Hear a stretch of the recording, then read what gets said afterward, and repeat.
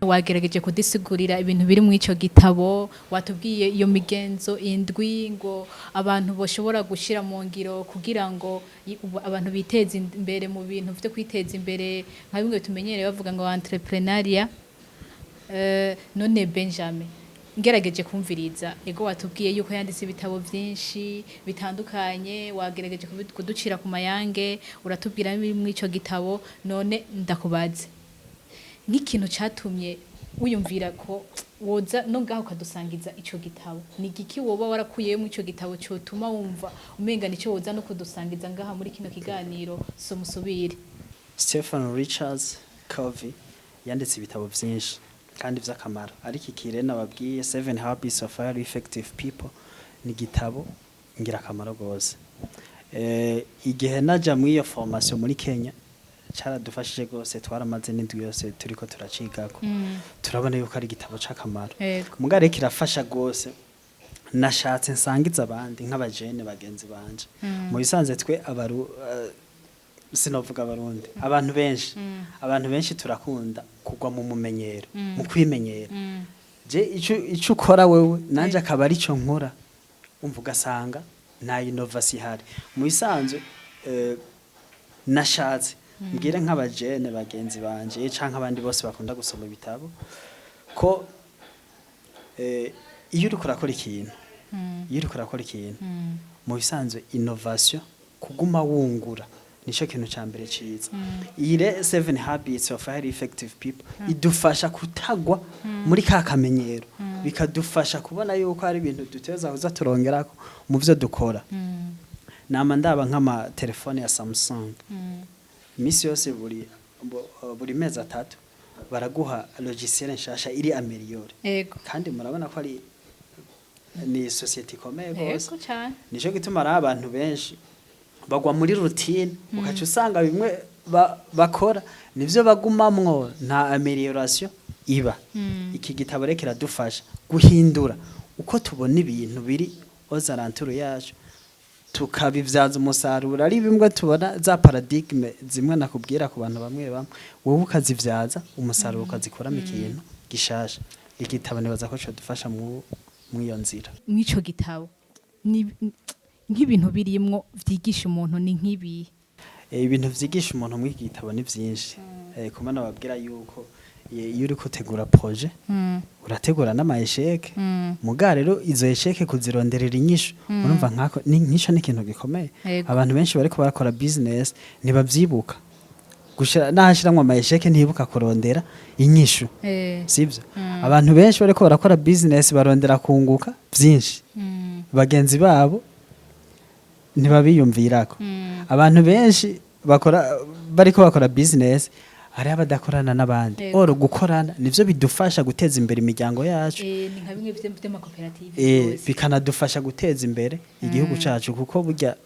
hajya ntidushobora kuvuga development durable dufise amafamiye akigoyagoya imiryango igoyagoya ijya rimwe igihugu ntigishobora gutera imbere bisaba ko izo famiye zibanza zigatera imbere hama tukabona development y'igihugu murumva ibi byose rero nibidufasha kugira dukorera hamwe kugira duhindure uko dukora ibintu hama dutera imbere akamaro ko gusoma ibitabo ni kanini gose urumva urakuramo inyigisho uramenya dufate nk'ururimi je nk'ibitabo byinshi maze gusoma uramenya histoire par exemple nk'ubu igihe Hillary Clinton yari secrétaire d'État wa Amerika kuri Barack Obama wa mbere sinari nzi ivyo yakoze mugana nasomye igitabo ciwe citwa Le temps de décision ntama ndamenya ivyo yakoze mu ico gihe ndamenya ingingo yagiye arafata murumva yuko bifasha gose ndakunda gusoma ibitabo vy'icongereza ubisoma urungura ubumenyi mu majambo bigatuma niyo uri kuravuga uvuga atangurane bigutera kandi uguma umutwe wawe ugumuri kurakora uri yajura umengo uracari kwishura ariko udasoma haragera igihe usanga umengo urasinziriye n'ivyo waruzi ugasanga mbere watanguye no kunavyibagira murumva arakamaro ko gusoma ni kanini gose nico gituma ntumirira n'abandi bariko baratwumviriza hano mwiki kiganiro ko bakunda gusoma gose birafasha gose urakoze cyane Benjamin ngerageje kuraba ukuntu bisigaye bimeze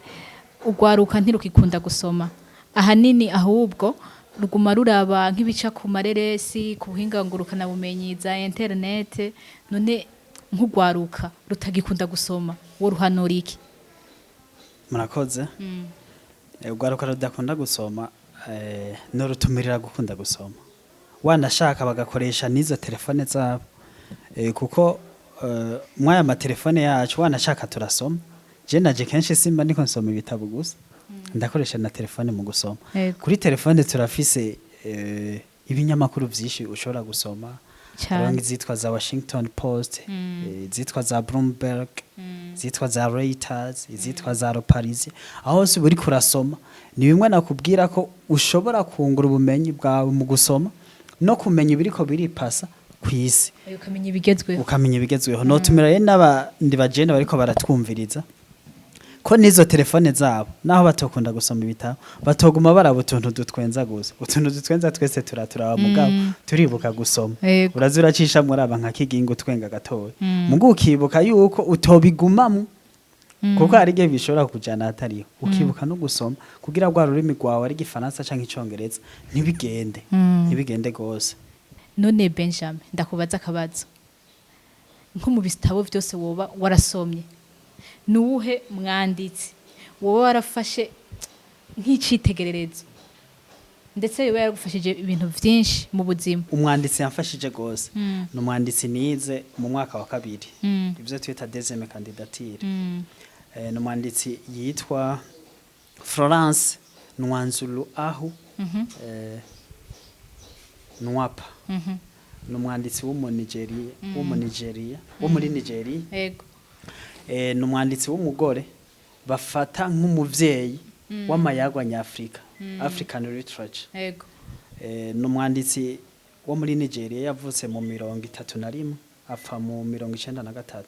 yanditse ibitabo vyinshi yaranditse igitabo citwa Efulu yashanditse anditse 1966 arandika citwa Idu yashanditse mu 70 arandika citwa This is Lagos and other stories yanditse mu 71 Uwari niwe mwanditsi novuga ko yabaye icitegerezo cyane cyane mu gitabo ciwe citwa Efulu. Efulu vraiment ni gitabo nkunda gose nakunze gose kuva nciga mu wa kabiri. Novuga ko nawe yanyespiye kuko ngiheza kaminuza ni gitabo canje nanditse ivyo kijya gitabo twandika ca memoire de kaminuza niwe nishimikije kuko baravuga yuko mu kwandika duhagarara ku bitugu by'abandi banditse ku citegererezo nyene niwe yambere icitegererezo hama igitabo canje nanditse muri kaminuza cyitwa Woman Empowerment in Flora Nwapa's Efuru ni Emancipation de la Femme nishimikije ico gitabo ca Flora Nwapa cyitwa Efuru murumva reko yambere icitegererezo aranamfasha cyane ibitabo byose nagiye ndiga mu wa gatatu mu wa kane vyarangyohera nivyo abanditsi bari benshi ariko nagumije mu mutwe Flora Nwapa igitabo cyo cyanangyoheye gose urumva kiranamfasha mu byo nagenda akora byose. Urakoze cyane Benjamin wadusangije vyinshi cyane watubwiye ibitabo wasomye utakura nadusangiza igitabo uyu munsi muri kino kiganiro cyacu SOMA USUBIRE. None Benjamin nk'abantu ariko baratwumviriza badukurikiranye kuva mu ntango ya kino kiganiro cyacu nakahe kajambo kanyuma wobatekerera? Nuko notumirira cyane abantu bakiri bato gukunda gusoma kuko gukunda gusoma ni ikintu kidufasha gose mu buzima bwacu bwa misi yose nkuko nababwiye biradufasha kumenya kahise biradufasha kumenya ibiriko biraba mu bidukikije autour de nous bidufasha vyinshi noye notumira rero abajene bahevye gusoma gusubira gufata umugenzo mwiza wo gusoma niho uzosanga bamenye ibiba bazokuramo ubumenyi bwinshi baziteza imbere kuko urabona nk'iki gitabo The 7 Habits of Highly Effective People ni gitabo ngira kamaro gose nk'abantu babajene benshi bariko barakora ibintu vya entrepreneur no batumira ko bogisoma kuko ni gitabo ngira kamaro gishobora kubafasha mu byo baba bariko barakora nibaza ko ari ico no tekera bariko baratwumviriza nongera ndanabashimira ko mwampaye akakanya nkaba kumwe namwe. Mwakoze cyane kudukurikirana nongera nshimira n'umutumire yari yatwitavye Benjamin nongera ndamusaba ikindi gihe twasubiye kugutumira Benjamin ngo uze kudusangiza ubumenyi na cane cane mu vyo mwasomye muze mutwitabe. Murakoze cyane nimwasubira kuntera kamunzoza kuko ndakunda gusangiza abandi ibyo mbanzi canke ibyo nanje abandi bansangije kuko nivyo bidutunze mu buzima bwacu no kugira kimwe wa mugenzo wa gatandatu synergize gukorera kurunani mvuga yuko ivyo nze ndabisangije abandi nabo bazobisangiza abandi icibisheni izodufasha mu buzima bwacu no mu guteza imbere igihugu cacu.